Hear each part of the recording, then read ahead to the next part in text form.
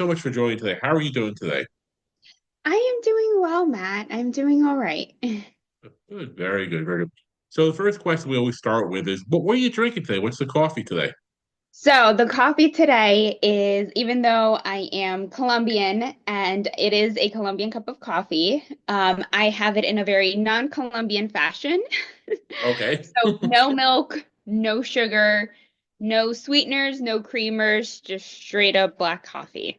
just That is straight it. up black coffee. Very good. Just the caffeine there, and very cool. When we had talked one time ago, I shared the story about my wife's Cuban grandmother and the way she used to make her coffee, which was about 90% sugar, 10% caffeine, and a whole bunch of noise in the kitchen. So we miss Mima around the house, and we definitely miss her making the dink, dink, dink, we should call it, in the mornings. Because she used to bang this metal cup over and over and over again until she got this like sugar and this froth going on. That was really kind of loud at 5 in the morning when she stayed with us. But thank you so much for joining. Really thrilled. We had a great conversation the other day.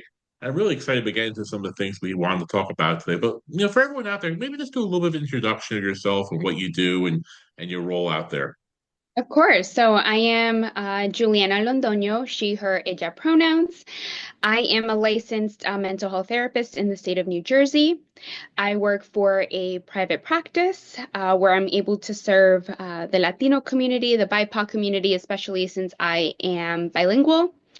I also have my own business and personal brand, if you will, as a public speaker, where I have the opportunity to collaborate with companies, organizations across the country, where I talk about the intersect of mental health and the Latino community. And then my other role as well, because I do wear a lot of hats, I am an adjunct professor at Bergen Community College. Well, I'm definitely taking notes there because lots of great things there, and I like that metaphor wearing many hats. And every one of those areas I'm very interested in, very much aligns with my career and what I've worked with. I'm passionate. Well, I was really fascinated looking at your social media, your content out there, is just the way you've kind of intersected this mental health and this entrepreneurship and this idea of this kind of self-business, which is really kind of novel, I think, in behavioral health these days. I really think you have some great content, some great energy out there.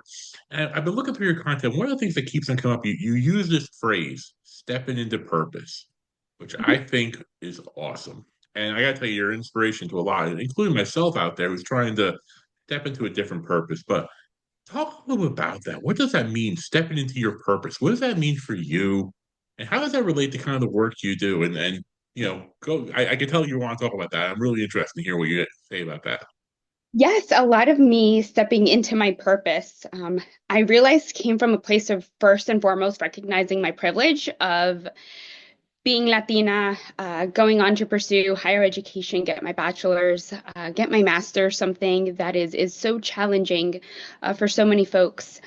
And then being in a position to understand how many systems are in place and have been in place that continue to limit the access, the equitable access of mental health for the Latino community.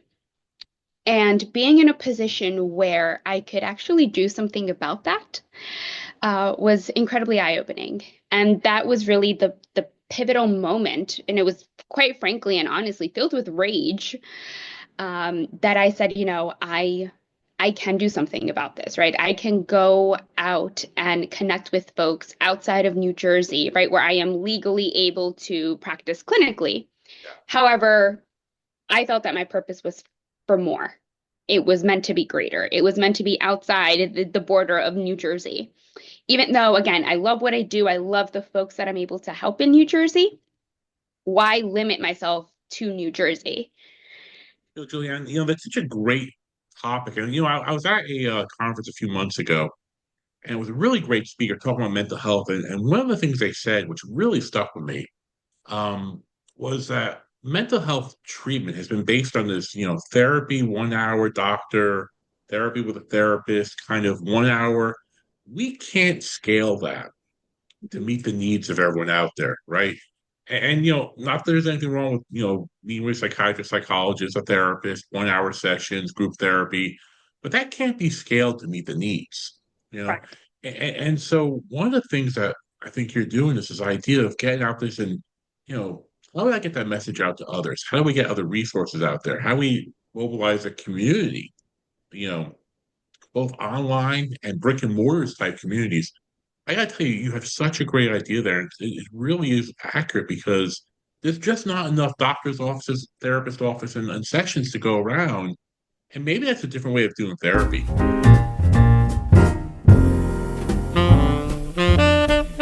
And I love this idea that you've kind of specifically reached out to this population. Talk about that a little bit, how you've kind of amplified your reach and your goals of talking to people about these issues. I think it's a really great message to get out there. Of course. No, I've been a one woman show. This is year 3 of my business. And I am the person that is doing the website and the marketing and the emails and getting on the Zoom calls and cold calling, cold emailing, right? It is still a one woman show. And a lot of it, again, very honestly, has been throwing spaghetti at the wall and seeing what sticks. And we had a conversation about this, right? But I tried to do TikTok because that was what was trendy and has been trendy. Yeah. And it felt so uncomfortable, so weird, just so bizarre, because that is not the platform where I see myself thriving. Other people thrive in that arena, great for them. I love that. That is just not the right arena for me. And I think as an entrepreneur and as a business owner, you have to know what works for you and yes, challenge yourself and try, but be okay with knowing like, hey, right? I tried TikTok, wasn't my thing. You can still find me on TikTok. I actually didn't delete the account because I find it hilarious to go back and laugh at myself. But also right as a learning moment Yeah. that you just have to try all of these different things. And for me, what's been working is LinkedIn.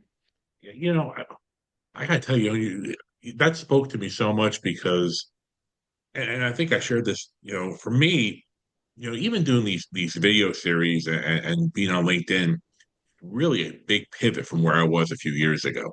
Um, and someone's, oh, you gotta be on Instagram and you gotta be on TikTok. I don't know if that's authentic for me. So I'm just trying to take what I can do and be authentic and have these conversations in a different way. That really resonated with me when you talked about that, with that idea of how you're authentic. I gotta tell you, you've put out such authentic material out there. I was going through some of your content, you know, whether it was you put out your redirect emails, which I love how you phrase that. You put out your family, grief and loss on your family. You put out very emotional and kind of self-reflective moments for yourself in a very transparent way, which I gotta tell you, it is probably very authentic, but also a little different for therapists to do that. And so talk a little bit about that. How you found your authentic voice and your culture, your background, your family, everything you manage, and go from there. And Yes, your own business. I mean, I thought that was a really kind of like neat blend. Can you talk about that a little bit? absolutely. So in reality, right, it is weird. You're correct in that to see a therapist be so open in such a public forum in a public space like online. And I think that is a really big misconception of this field that therapists, psychiatrists, psychologists, social workers, because we help others in such an emotional way, that we ourselves are put together robot, nothing hurts us, nothing impacts us humans. Well, I will say this: if you And worked in the field like I did for 25 years, you know behind the curtain that's not true. correct. But that image is out there, right? That if you're doing the therapy, but I think we know in the field it's emotionally draining. But I'm sorry, but I think that it's a great point, and it really you're really kind of challenging that assumption. I love that conversation. So Yes, yeah. So really, then there's like, right, my identity working as a therapist, my identity as a business owner. And one thing that I came across, and again, I'm in year 3 of my business, right? This is really still really early on in my avenue of entrepreneurship. Excuse me. And I kept seeing, right, everybody, all of these phenomenal entrepreneurs and mentors and people that I follow. And I love seeing them thrive. However, I'm like, there has to be like stuff going on behind the scenes. Like you don't just land at, this Forbes 30 under 30s list, right? Like stuff like this doesn't just happen overnight. And I kept thinking, I'm like, I am still early on, so early on in my entrepreneurship journey. Wouldn't it be so awesome to share, right, my redirection emails, which are really, right, these rejection emails? Because that's really what happens behind the scenes, right? Like entrepreneurship, yes, I can make it look very cutesy, very demure, very glamorous. But the stuff that happens behind the scenes, right? It is a million no's to get to the one yes, right? Yeah. It is a lot of boring stuff behind the scenes. Why not talk about that? Well, you know, this sounds silly, but to me, those bruises and bumps is authentic, and that's what makes us human. And we all suffer with the human condition, and there's such richness to that. And for me, having human relations and talking with people in a way that's authentic means that you have some boundaries, of course. You don't share too much, but you also realize that you bring your true self to work and you work wherever it is every day. And I gotta tell you, I don't think there's enough conversations out there. And you hear more and more about people trying to live up to this image. And then you hear all time and time again about this imposter syndrome, which I think is a fascinating discussion too. You know what it is we've kind of scrubbed on social media all the failures out of it. We're showing the highlights and then thinking that's life. And the quite frankly is like, you look through a photo album, those are the good pictures. The gems are the ones where, not so great. I have this great picture of me and my daughter at Pittsburgh. We were overseeing this real nice cliff where it had a beautiful view of the city. And then one of the pictures is a gorgeous picture of me and her. There's about five pictures of me like yelling at her, trying to have her stay still. And I included those all the family album, right?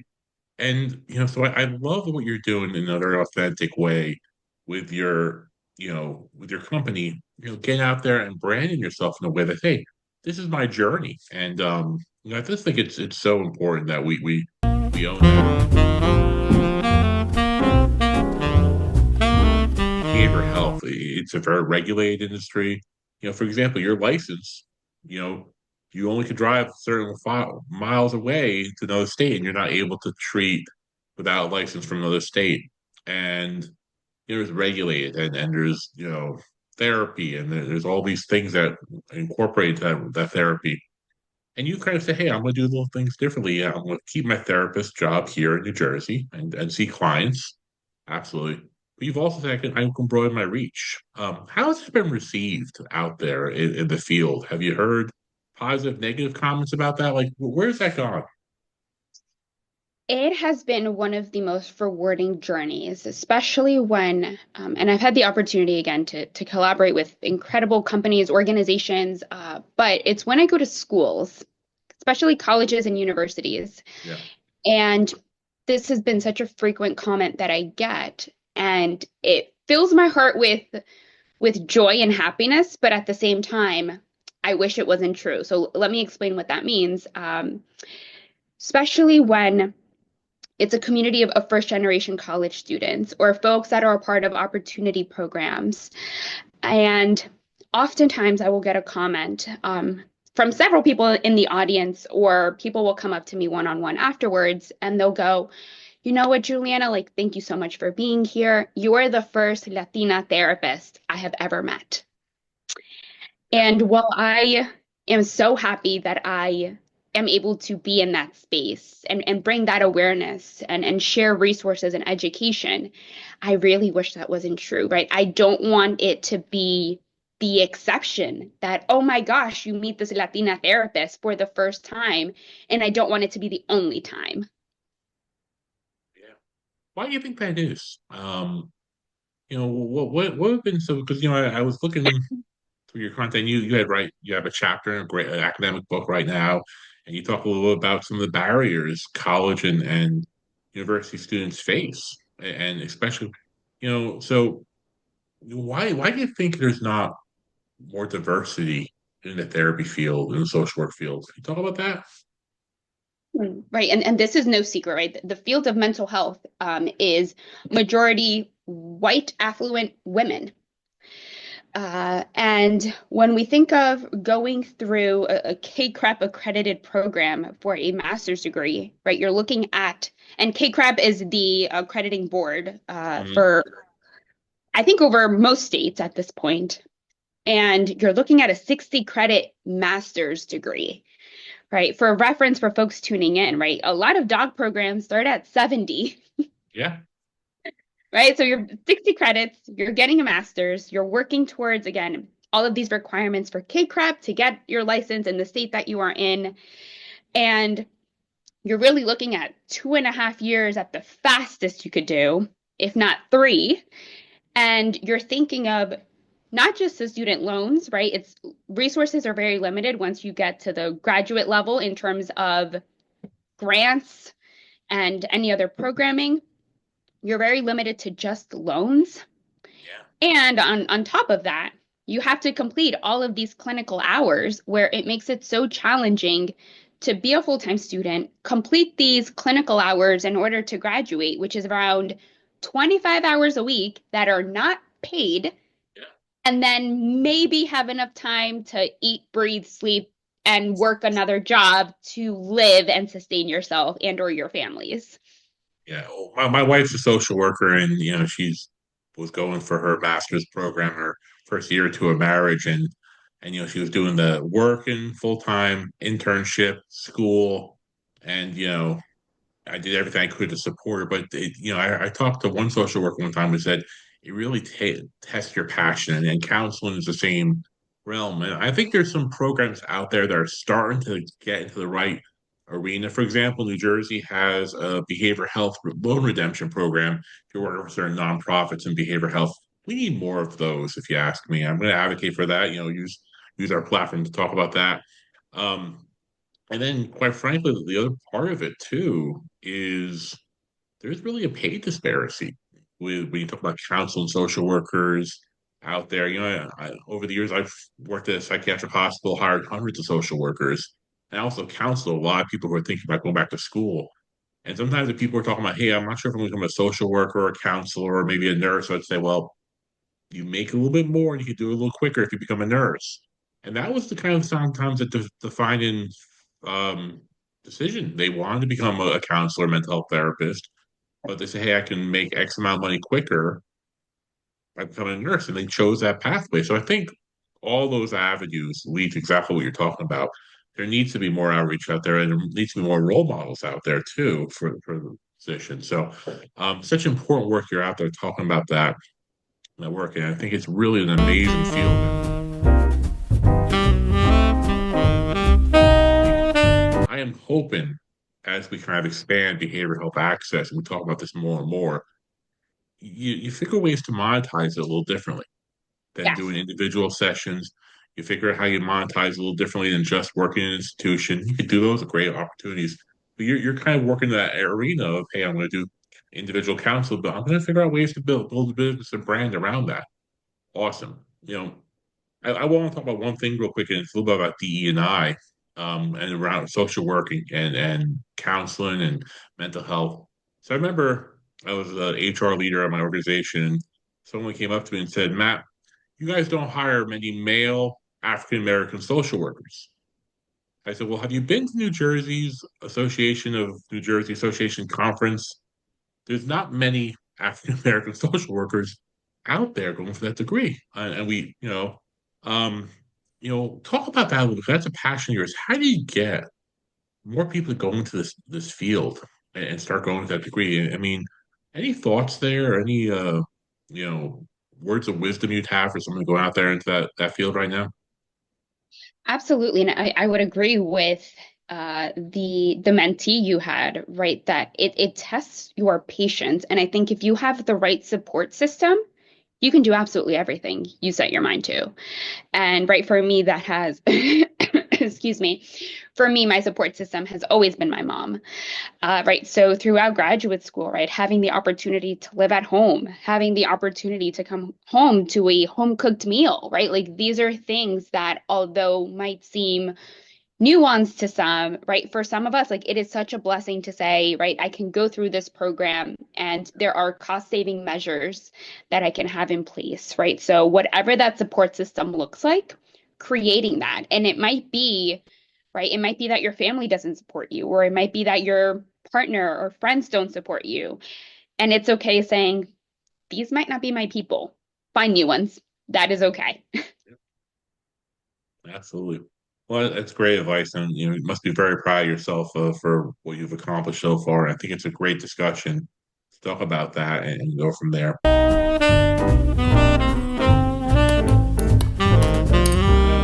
You had talked a little bit about, we talked earlier about stepping into your purpose, reclaiming your power, those type of works there. You do a lot of speaking engagements.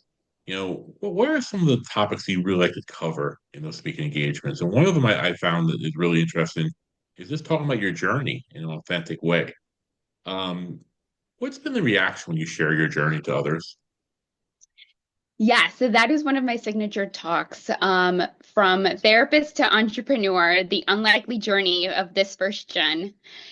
Um, it is so eye-opening for a lot of people, right? Because in the world of entrepreneurship, and like in my case, and for many others, you're kind of tossing your degree out the window for this role of entrepreneurship. And it is so weird to think in that way, right? But there's so much growth and opportunity there, right? To say, hey, I'm going to learn so much about business and I'm going to really expand my knowledge on marketing and branding and pitching myself. Yes, right. In my avenue, I still use, right, my degree. I go out and I talk about being a therapist and the Yeah, tools and resources.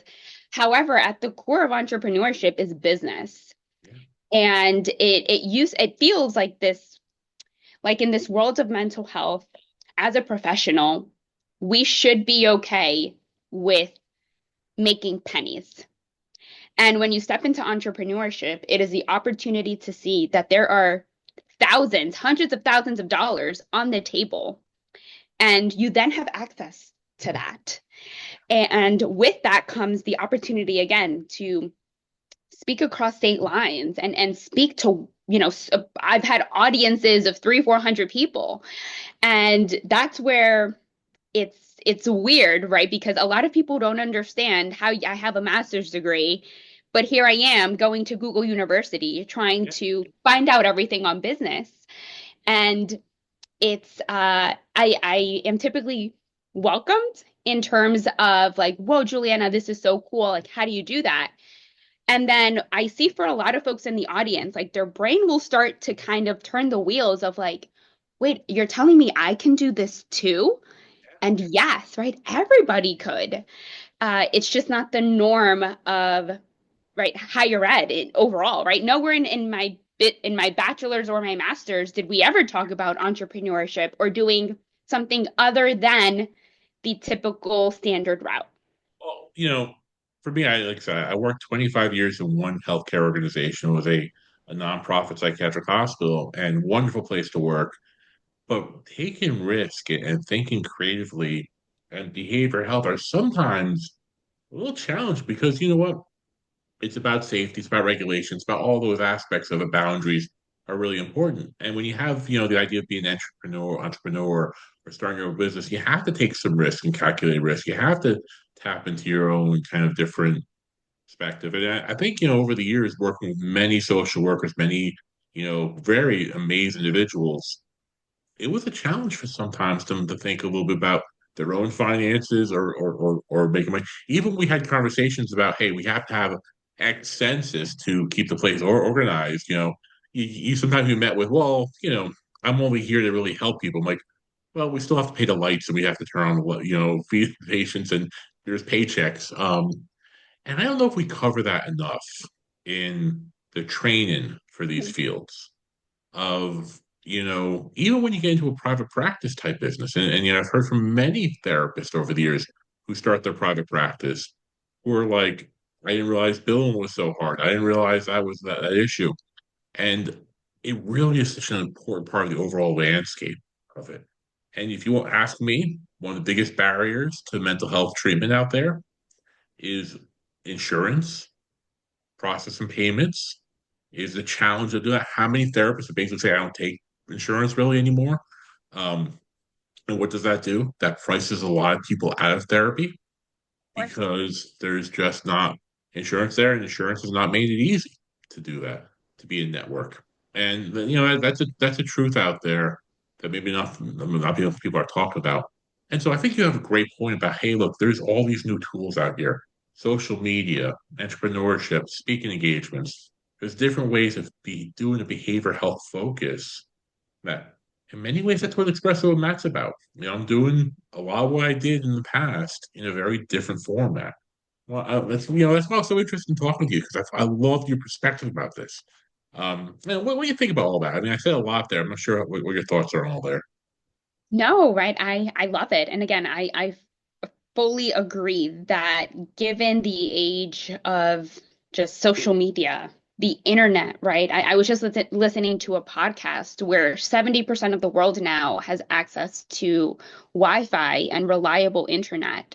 So when we think of the impact that we are able to make now compared to 20 years ago, it was only 3% of people that had access across the world that had access to Wi-Fi, right? Like now we can make an impact. We can communicate with people across the world. Forget across, right? I'm in New Jersey, you're in New Jersey. Forget like in New York and PA, they're right Yeah, there. Like we can connect with folks out there, Australia, right? As far away as we can get yeah, in 10 seconds, right? And then the impact that we can have, the conversations we can have.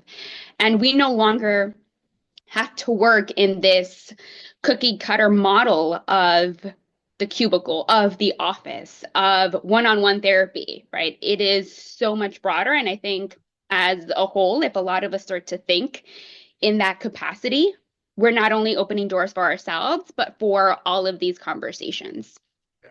And I think the one key thing there, which I think you truly get, is how you leverage that technology, but how you do it in an authentic, ethical, and human way.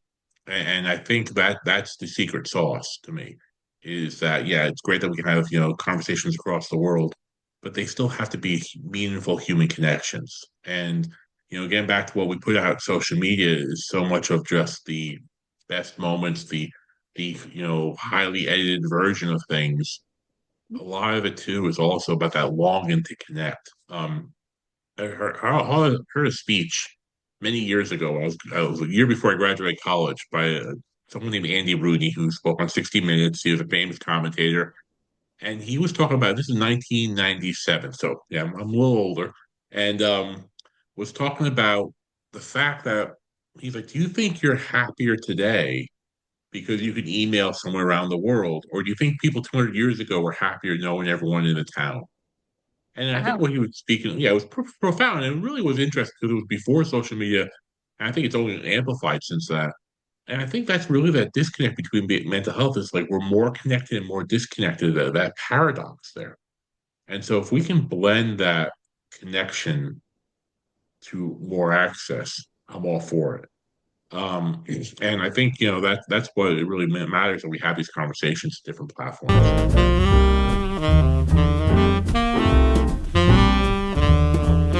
Real great. So I've been dying to ask you this question. What's next? Where are you going with all this? Because you really have some great things going. You have lots of plates spinning. Where are you taking all this? Oof. It's such a tough question. And I say that because you never know what's around the corner. In the good things, in the curveballs that life throws at you, I've been very open, right, about having a loss in my family, right, and how that impacts you. It impacts me, thus it impacts my business. And right, having the opportunity to take a step back. So far for this year, amplifying my newsletter that is really a driving force where it is free. I want to maintain it free forever, serving as another outlet for resources and education for especially the Latino community, where it is a bilingual newsletter. and continuing with the speaking engagements. And my goal really is to connect with folks, not just in the US, but internationally. So, really being driven to have these conversations on a global platform. Well, I wish you nothing but luck, and you have my full support in that. And really, for all you, social workers, mental health counselors, people in the field, you absolutely got to follow her on LinkedIn. You got to take a look at her content. I think it speaks to a whole nother level of doing the work you guys are doing an amazing job there. There's such an amazing talent in the field, and sometimes I think it's the best kept secret out there. And I'm just a big advocate for all that. So thank you for sharing those ideas and those suggestions. Right. We're gonna move into our espresso round. So it's everyone's favorite. Oh yes, we're all excited about this. So a few questions. What is the best piece of advice you ever got over a cup of coffee? The best piece of advice I ever got over a cup of coffee, it was when I was at my undergraduate institution, and I had a mentor tell me, Juliana, if you want to do profound work this was when I was very interested in higher education, and I haven't left technically, but she said, go and work at a community college. You're going to see the impact that you can make and how you can support students. And having worked now at three different community colleges, I see that. I love the work that I'm able to do at the community college level. Awesome. That's great advice, and absolutely a need. And I'm sure you do amazing work there, and really can advocate for people stepping into that from that 2 year school to a 4 year school, and hopefully many of them are becoming therapists these days that you're working with. So great role model for them.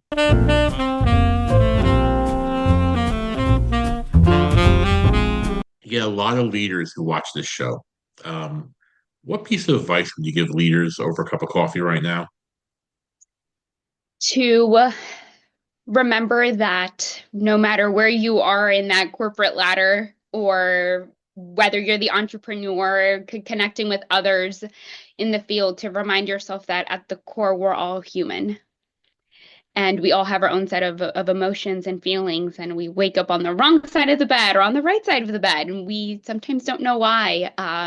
So to remember to have that humility for each other. What great advice, and especially for leaders out there. Um, being in front of the class, in front of the organization, sometimes you have to feel like you have to be on all the time, and sometimes authentic means, hey, I'm not my best right now. I need this support. When you're able to do that, most people will help, and that's such great advice for leaders. Really is amazing advice.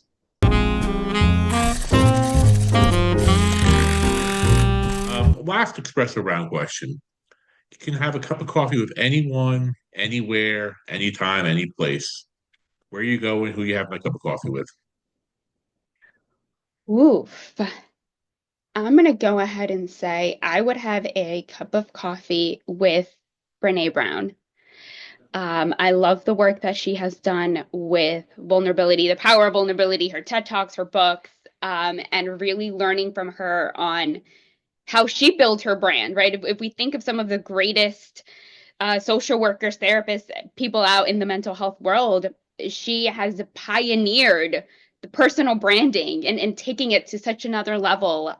So really picking her brain about the entrepreneurship side of who she is. That would be an awesome conversation, and I think I hope you have that one day. Yeah. Absolutely. Yeah. Go back and have a cup of coffee with a younger Juliana. What are you saying? What advice are you giving yourself? Oh my gosh. The advice I am giving myself is to not let the little things get to me, because life is so much bigger than you're ever going to imagine.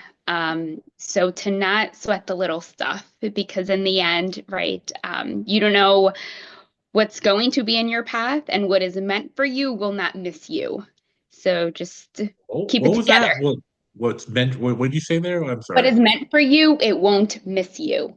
Oh, I love that one. I write that one down. I get such great wisdom, little nuggets on here. Like I tell you that's a great one. Well, it certainly hasn't missed you. You've done some amazing things here.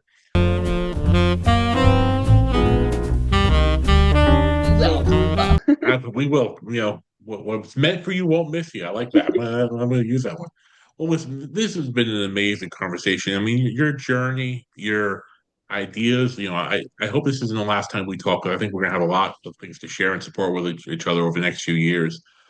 You're doing amazing work. You're keeping out there for a voice that needs to be heard out there in mental health, with also entrepreneurship and reaching out to different cultures and different organizations that maybe don't talk about mental health enough. So keep doing the amazing work.